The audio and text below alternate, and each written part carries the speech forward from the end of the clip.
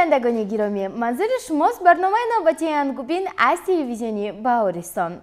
اشتراکچی برنامه امروزه ما مهرانه عمر می باشد. او هنوز 5 سال دارد ولی به نهایت شعرهای زیاد می داند. باید گفت که مهرانه به برنامه ما با یک دستاویزی خیلی خوب آمده است و دستاویز او همین دفترش می باشد. باید گفت که در همین دفتر همه معلومات های میدونسته مهرانه فراهم آورده شدند و ما محض از روی برنامه همین دفتر با مهرانه سوال و جواب را آغاز میکنیم. سلام مهرانه. سلام. با برنامه ما خوش آمدید. رحمت. تشکر. مهرانه درباره خود کمی به تماشاگران نقل کنید. من مهرانه عمر هستم. 5 سالم باشم. آفرین. مهرانه شما در ایالت چند نفرید؟ 3 نفر. خب کنی نمبر کنید از این ایالتان رو؟ پدرم مادرم خودم. آفرین. درباره مادر شعر میدونید؟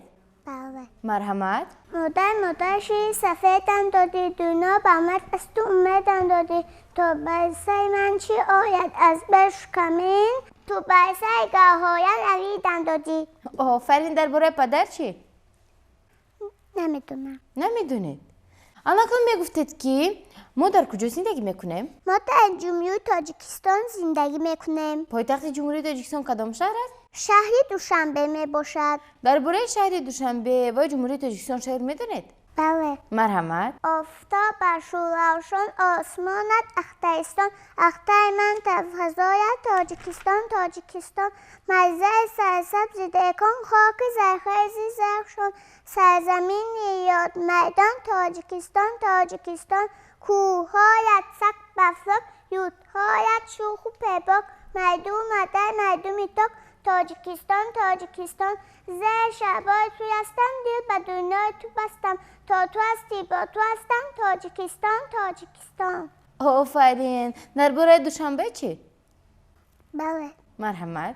عجب شهری دیرارای دوشنبه خرابم زد به دنیای دوشنبه شدم سرسبز در آغوش مهرت چو دل در سینم جای دوشنبه بگیگت حاکه بسته کوه سایان تو یا گردیده هامون گهبان همیشه تا که باسی سبز خویه زیجی جای نموده چشمت سایان. آفرین. خوب اکنون چون سخن رو درباره وطن آغاز کردیم بیاید درباره مقدسات آن کمی گپ میزنیم. مقدسات ملی رو نمبر کرده میتوانید؟ بله. خوب مرحمت.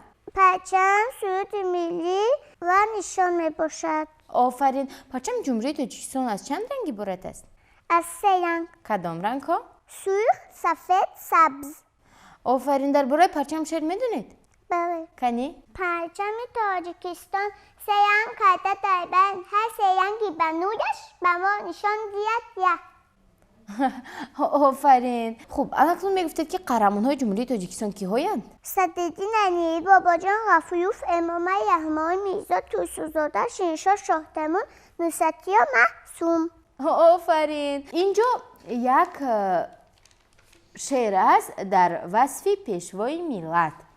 کنی اون رو خوانید؟ امام علی رحمان سربر تاجیکستان ملت خطا نکرده شما مدی با بیسجان امام علی رحمان سربر تاجیکستان هر جا قدم گذار آنجا شود گلستان.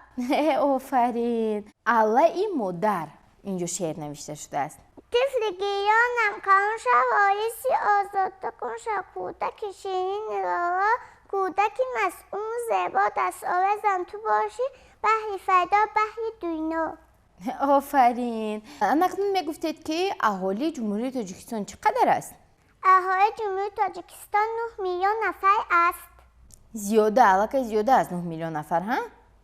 بله. آفرین. اکنون باز یک سوال دیگر دارم. جمهوری تاجیکستان با کدام دولت ها همسرحد می باشد؟ افغانستان، کرغیزستان، ازبکستان، خیتای. پایتخت افغانستان کدام شهر است؟ کابل. و ما گفتند که شما اینچنین دولت ها رو با پایتخت هایش میدونید، درست است؟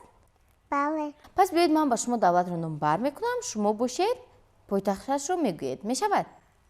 بله. امریکا، واشنگتن، آلمان، برلین، ایتالیا، لیم، ژاپن، توکیو، خیتای یعنی جمهوری مردمی چین، پکین، ایران، تهران، عربستان، آمان، کانادا، اتاوا، افغانستان، کابل، هندوستان، دهلی، پاکستان، اسلام آباد، اندونزیا، جاکارتا، پولشا، وارشاوا، فرانسه، پاریژ، ترکیه، انکارا، انگلیا، لندن، شویتزاریا، بیل، برازیلیا، برزیل، مکزیک، مکزیکو، ونگریا، بوداپشت، بوداپشت، یمن، صنعا، تاجیکستان، دوشنبه، روسیه، مسکو، مغولستان، اولانباتور، کرغیزستان، بیشکک، ارمنستان، یریوان، یروان، مولدووا، کشنو،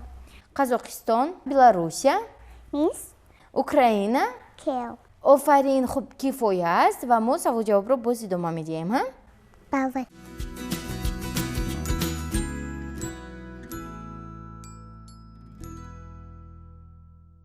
شما حرفا رو میشناسید؟ بله. شما میتوانید حرفا رو نمبر کنید. A, B, V, G, H, D, E, J, Z, I, Z, U, K, K, L, M, N, O, P, L, S, T, U, Z, F, H, H, J, Ş, آمد ساکتا E, U, Y. آفرین. میگفتید که در الفبای زبانی تاجیکی چند صد نوک موجود است؟ 6 تا ها؟ کنی اونها رو نمبر کنید. A, O, I, U, U. آفرین. 4 تا یاد بر سر داریم. آنها کدام هایند؟ ی، یا، یو، یا. آفرین.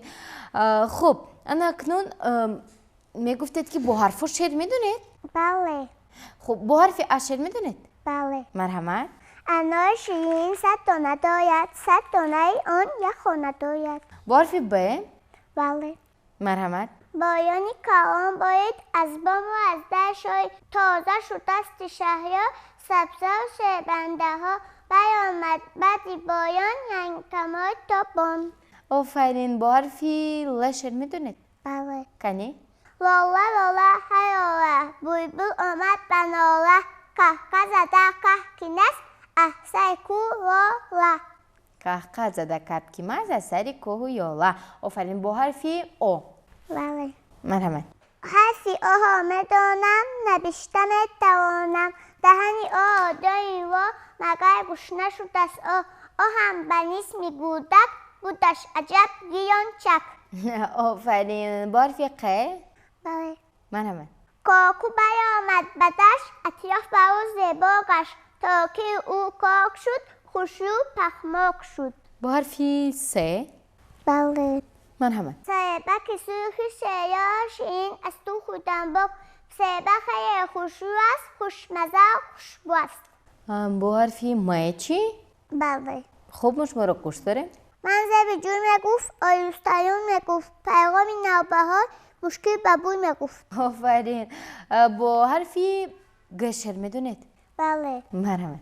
گونشککی میده کو خوشوک در بنجه سخچه ها در بایای بوته ها نشسته بازی میکرد خود نخمه سازی میکرد. آفرین. خب اینجا یک شعر نوشته شده است. امک جانی صورتگیر نام دارد. امک جانی سویگی بیاهو سویتم گی تازه شوام یا شانه زنم یا پوشم کتیتی است شوم دختر کدی است و مویم پیلته بندم خاموش استم خواهندم اکای من در خیمت میفیستم این سویت دیده گوید اکاهم قرار شده است اکاهم. آفرین. در خانه ما توی است. خانه ما امشب توی مهمان آمد اثر شوی آشناهای اکاهم جویه های ددایم شما هم های بچه ها بیای خانه ما یا تا نامه پایم بینه چیز اکاهم اشکای کی خوب بود است اکاهم خوشو شده است. آفرین. خروسی کلنگ ما. خیوزی کلنگی ما خیوزکی ینگی ما پکایی اوکو کلاچ میگه تو مادر جان کوکو کوکو میگوید چی شد به تو میگوید تست میگوید از خواب خز میگوید دویو دیاز میگوید نکن ایاز میگوید دیو میگوید یا تاشون میگوید چیت تنوش میگوید کفش تپوش میگوید دیار میگوید و بخچه میگوید من روسی رو میدونم. من روسی رو میدونم گپ زدن میتوانم دبوشتش دخترچه و چیگویی پسرچه. آفرین، شما در حقیقت هم روسی رو میدونید؟ بله. ناز بینی و دهان یاد یک ادین و دو بوم میگوید ساعت چهار چیچی پنج از بیاد باز گفتن خواهد بیاد نه گیرک ساوک چی گو کیا سلام فیل صابون میلا آوده اینجا ایدی سوده. خیلی خوب. انا دیدی آچه جانی مهربان از سوده نمیمونم من روسی رو میدونم. در حقیقت هم شما روسی رو میدونید؟ بله. اگر من کلمه ها رو برای شما گویم شما میتونید با روسی ترجمه کنید؟ بله. خب بیاید آغاز میکنیم. مادر چی میشود؟ ماما. پدر. پاپا. برادر. بیاد. خواهر. سستیا. بیبی. بابوشکا. بابا. ددوشکا. خولا اما. چوچه. تاغو امک. جاجا.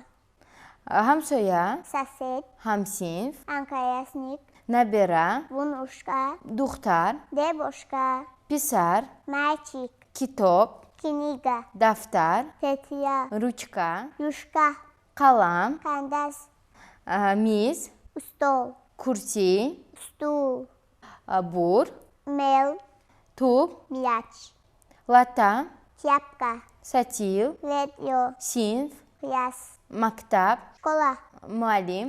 учитель, طلبه. ученик, تخته سینف.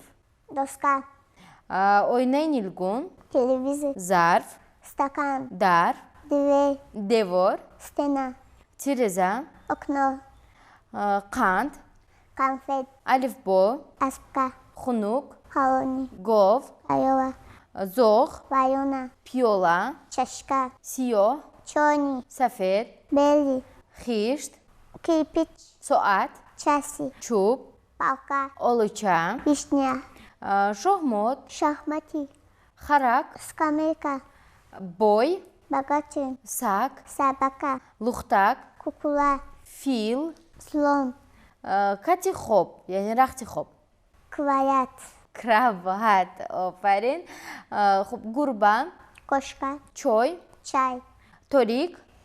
темный, темный. ستاره. звезда, سرخ. красный, سفید. белый, درخت. дерево, کوچه. улица, سبز. зеленый, عقاب. орел, قهوه. кофе, کرم. капуста, بوز. козел, کازیال. آفرین. تخم. яйца, مرغ. курица, مرحمت. пожалуйста, пожалуйста. ارزان. дешевый, دشاو. تازه. чистый, طاووس. паулин, پای. нога, دوست. друг, دروغ. صابون. мила, آب. вода, چپ. левый, بام. чердак, صیفه. станица, قفس. клетка, بزرگ. большой, باغ. сад, رفتن. иди, توفه. подарок, تیلو. золото, بلغچه. молоток, خانه. дом, گرسنه. колония, قورباغه. лягушка, دامن. рыбка, بنکه. банка, بینی. нос, شکارچی. охотник, موج. волна, وقت. время, خب فکر میکنم کفایه است ها؟ بله. بینندگان گرامی خاطرتون میشم که شما این زمان برنامه انگوبین رو طریق تلویزیونی باورستان با اشتراک مهرانه عمر تماشا کرده ایستادید و برنامه ما تا حال ادامه دارد. از این رو با ما بودن را فراموش نسازید.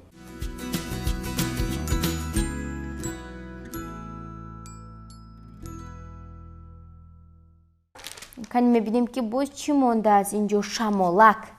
شمالک جان خیز خیز دلانه جان ریز ریز دو چشمکم بین بین دو دستکم چین چین دوتار. دوتار جوی تاین نباید تا چی فاین دوست تتار ناساس چونین نداید آواز برابر شدم. سای نوه جویا جان باز کامتر شدم با اکم قهرمان بلکه برابر شدم. بهاری کوهستان. آمد فصلی بهاران پولولا شد کوهسایان ما با شادی دویدیم یک دامن لاله چیندیم کی است از لاله بهتر از لاله بهتر مادر این لاله ها رو خندان گیرید از من مادر جان. آفرین. میگفتید که با زبانی روسی رنگ ها رو میدونید؟ بله. کنی مثلا رنگ کبود چگونه میشود؟ سینی قهوه رنگ، کرشنیوی زرد، زلطی سیاه، چونی سفید، بلی سرخ، کراسنی سبز. зеленый. آفرین. 1, Один, два, три, четыре, пять, шесть, семь, восемь, девять, десять. 9, 10. خیلی خوب. با زبان روسی یگان شعر میدونید؟ بله. کنی مرحمت خانه. Маму, я люблю, маму помогаю, бегать, стесать вожу, домом всем гаю. Мы с мою бабушкой стоюсь я, очень хорошая бабушка моя. باز یگان شعر دیگر دونید مرحمت؟ Ати, бати, шил солдати, ати, бати, на базар, ати, бати, сколько купили, ати, бати, самовар, ати, бати, он какой, ати, бати, золотой. آفرین. یک شعر است اینجا نوشته شده است از این کتاب خوانا. از این کتاب خوانا از رمزهای زیبا حرفی بسیار آموختیم ما گپوکای آموختیم چیستان و ترانه ها گوچین و افسانه ها هرچی که خواستیم ما یافتیم از الفبا. آفرین. گفتید که چیستان و افسانه ها هم میدونید ها؟ بله. کنی یک چیستان گوید؟ خودش یک تا چشمش تا جواب الک میخیزه این تگی زمین جوابش سبزی؟ سبزی دهان ده تو زبان نده سب چوب زنی فقا نده ماهی ها؟ بله. من جوابش رو یافتم. باز یک چادر زنگایی شپاپوی یوز خواهی. آسمان و ستاره ها. آفرین. الان که من با شما یک چیستان گویم. بله. شیرین و بامزه به علب میپزد. خربوزه. جواب چیستان خربوزه است؟ بله. آفرین. خوب ما ادامه میدهیم.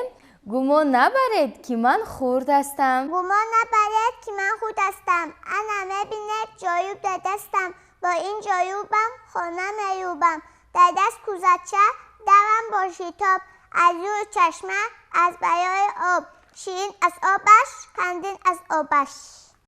دوامش رو نمیدونید؟ خواهد دوامش رو از یاد میکنید باز در برنامه های نوبتی میخونید ها؟ بله. آفرین. ملک مقدس ای وطنی جانا جان. ای وطنی جانا جان ملک مقدس امید ما نویسان تو از جو بس شادانه سینی مکتب پدر میمانه تا کلاسم به مطلب علا میخوانیم. معلمی مهربان معلمی مهربان مهرتان در دل و جان رمز شیرینی روان ما از شما آموختیم برای سوال جواب یا دانستن حساب یا هم خواندن کتاب یا ما از شما آموختیم حفظ خاک وطن یا برای ساتیک بودن یا وصل باغ و چمن یا ما از شما آموختیم. با حرف می چی ها شد؟ یک کسی تنها بود یک کسی بی‌معنا بود روز همیایی آشود ما شد قلب فهما شد ما چون باهش شد همیا عالم روشن گشت از ما با یک این ماهی شد سوی دریا یاهی شد. سلام علیم. سلام استاد سلام علیم من به کسب تو میکنم تزیین هر پکا آیم سوی دبستان میکنم تویا بایور خندان. تو در سری دسترخوان تو در سری دسترخوان دائم دلتنگ اینجیک با ناز و با عیازت ماها تو میکنی ذکر این یا نمیخویم آن یا نمیخویم آبش پیده باشد نان یا نمیخویم شوربه باشد به پیاز پلاو باشد به سبزی ویتامین کم شود دیگر تو نمی سبزی چای خویو کندومن خو هرچی پزن از آن خو کلا میشون گویی چه تکان خویو خندان خو. شما هم همین خیلی نوز و عروض میکنید ها؟ بله. مثلا چی رو شما دوست نمیدارید؟ سوس. سوس رو؟ بله. یعنی خوراکی سوس نمیدارد ها؟ برای چی دوست نمیدارید؟ برای چی که پیاز دارد. شما هم پیاز رو نمیخورید؟ بله. باید گفت که پیاز به ارگانیسم ما فایده میرساند. باید آن را استعمال کنیم. کدام خوراک را بسیارتر دوست میدارید؟ مستوه.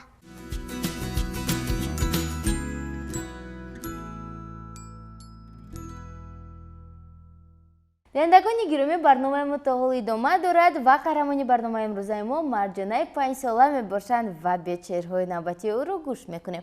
مرجانه، آچه گوید عزیزم، ماما گوید مویزم. آچه گوید عزیزم، ماما گوید مویزم، بابا گوید گلبدم، دادا گوید خورشیدم، اپا گوید هوایم، شهد و شکر برایم، تقوا گوید مهتابم، نه گویم کیمابم، نامکی من گلانداز چی در کار کدر نام. یعنی بر شما نامی بسیار در کار نیست ها؟ نه. مثلا به شما کدام نام پسند است؟ شما کدام نام رو به خود گرفتن میخواهید؟ نامی خواهرم. نام خواهرتون چیست؟ مریم. مریم. شما میخواهید که مریم نام داشته باشید؟ بله. ولی به خواهرتون نام گذاشتن ها مریم؟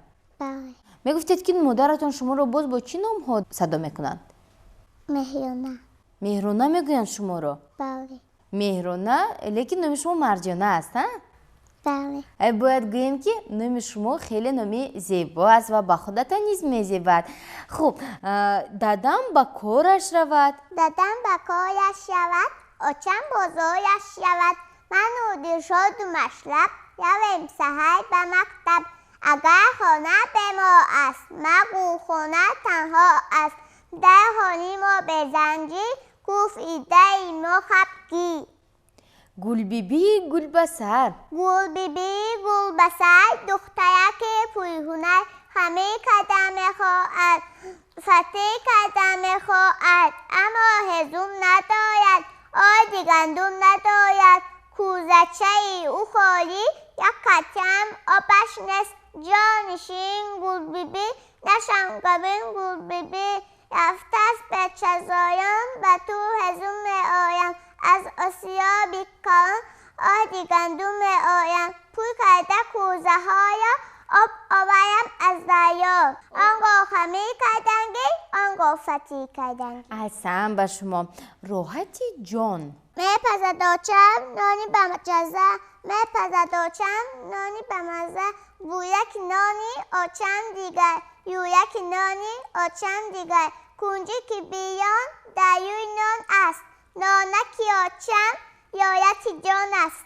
چراغکی رهنما. شهری زیبا شهری ما، پوز ماشین کوچه ها، ازشون بگذرم به ملال و به خطا، راهنما بود به ما سه چراغ راهنما، ینگی سرخش بود ایست نوبتی ماشین یویست، ینگی زدش هوشدار ها گردی یه سپار، سبسش دگیت اگر محرمت اکنون گذر. شما چراغکی رهنما رو دیده؟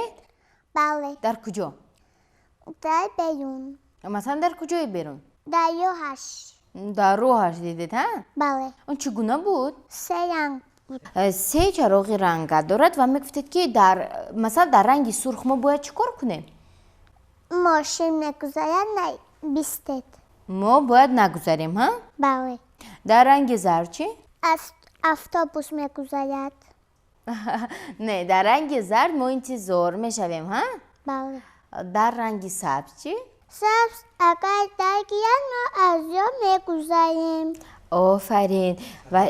و شما که خردکک هستید باید حتما با والدانتون از راه گذارید ها؟ بله. بله. با باوری کامل بله گفتید، گویا که هر روز همیشه میکنید. همیشه میکنید ها هر روز؟ بله. بله آفرین.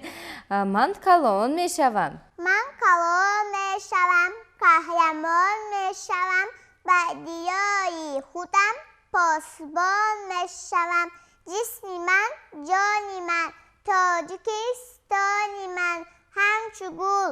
در چمن بشکفد بخت من دائما در دلم محکم است این سخن جسم من جان من تاجیکستان من راهی آهن راهی خاص یاهی آهن یاهی خاص بهی پای از دو خواست با یاهی آهن نگر با خبر باش التماس اتفاقا گاه شکست آید آن آتش نفس دیده از یک خیبتش مکفت جلوی کس آفرین مرجانه شما دوگانه دارید؟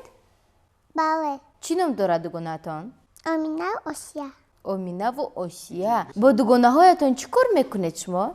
بازی میکنم چگونه بازی؟ هر بازی مثلا؟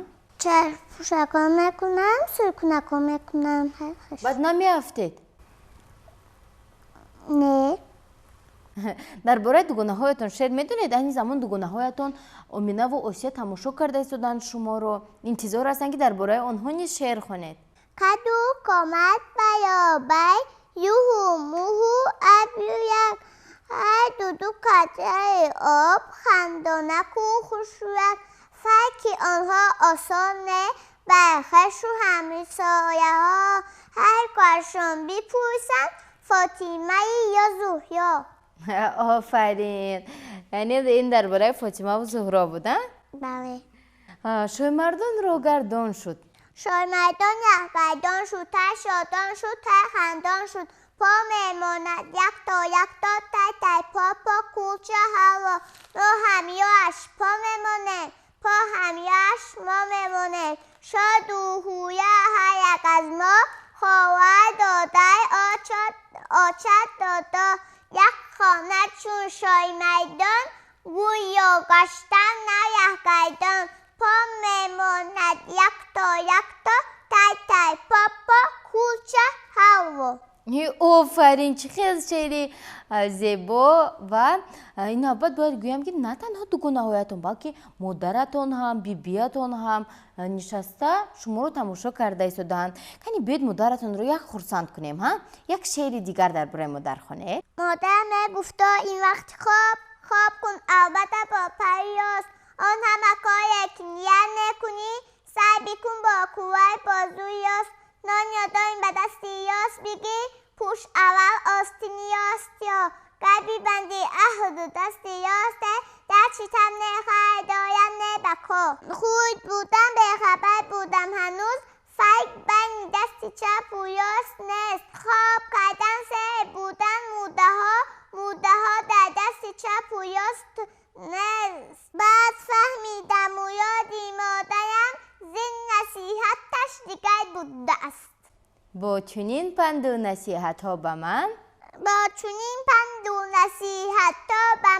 یاستی یادم بیاد بین مده است به نهایت خوب هستم با شما اگر یگان شعری دیگر دونه درباره مادر مرحمت خوانید مادر گفتا مهیانه دختر یکم کلان شد دریو بیچینی خانه به من یایی یسان شد خانه های میوبد دگو توک میشود مهمانا به تهزیم خوش آمده میگوید پایزای مهمانیان میگید از بشیده آنگه خودش میکند تازه بالاتایی تر خوب من اکنون خوردکک نه من اکنون خوردکک نه بازیچه هم لختک نه دینه آورد اکا هم سومکهی نو بیایم سومکچه هم تسمت دار کتاب هایم هم بیسار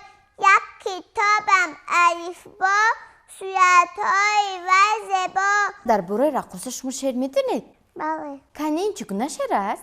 کنروچه‌اش اطلسی توفلیچه‌اش آتشی تاکیچه‌اش آهی پیاهنش پی دویوهش مثل انار کاکوچه‌هایش کتار موسیقی دانسته پا میماند آیسته دسته‌شان به هر سوی میکند یک خوشرو از از عکس زیبای او، ناز و تمنای او، از چرخ گشتن او، از تبسم دلدو. در خانه نور باید، شوق و سرود باید. تلخک برآورد دندانش از یاد. تلخک برآورد دندانش از یاد، دندانش آمد آخی به فریاد. ما را نشستی، ما را تو کشتی، به جانک ما، به جانک ما. چون بکنه ما زنگ بستیم، از همسخنها شرمنده هستیم. دندان بشود دایم مدینه، از او بیاید بوی پودینه. آفرین. شما خیلی زیاد شعرهای بچگانه رو قرائت نمودید ها؟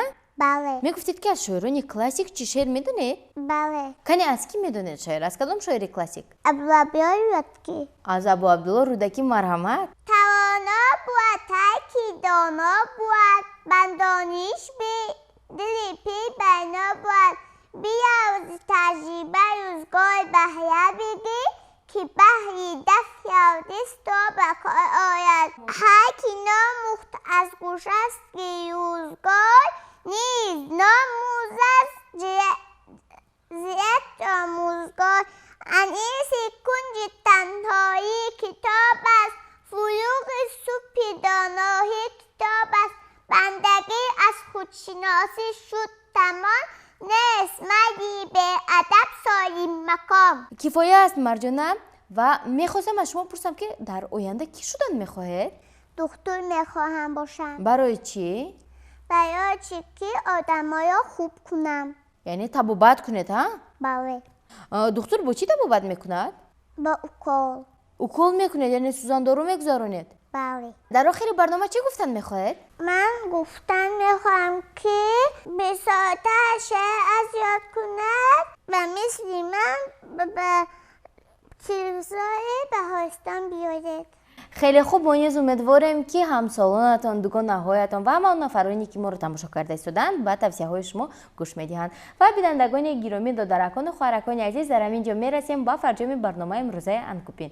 ما حال اجازه برنامه اطمینانی کامل داریم که در کشور ما چنین کودکان خرسافت و صاحب استعداد با مانند مرجانه و دیگر قهرمانان برنامه ما خیلی زیادند. و اگر فرزند شما شعرهای زیاد می‌دانند و نابسته به خردسالی خویش معلومات‌های گوناگون را از خود نموده است و سن او تا 7 سال است، پس برنامه انگوبین معرفی‌گری استعدادی است. نشانی ما شهر دوشنبه، کوچه شهر 31، تلویزیونی بهارستان. تا دیدار نوبتی در برنامه انگوبین.